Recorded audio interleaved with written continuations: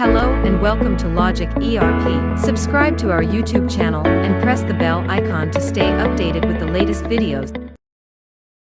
In this video, we will learn how to set up the Purchase Order Amendment Note series in Logic ERP. Let's get started. Head to the Setup module, expand the Configuration section, and open the Setup PO Amendment Note series.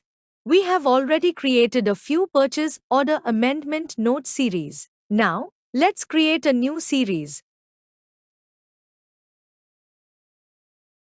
The new PO Amendment Note series has been created. Now, let's go to the Purchase Order Amendment module to review how the newly created series is reflected in the system. In the Order Number dropdown, you will find a complete list of available series, and you can also observe that the newly created series is also reflected here. Let's quickly amend Purchase Order document under this series. Select the purchase order you want to amend. Upon selection, the details of the selected purchase order will be reflected here. You can now modify these details as required.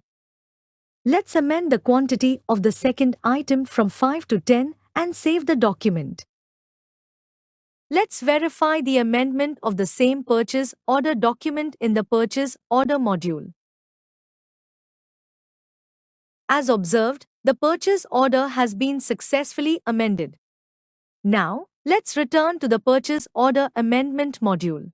Click on PO Amendment History to view the Purchase Order Amendment details. Select the relevant purchase order document. Here, you can track the amendment history in a detailed layout, along with the series against which the purchase order has been amended.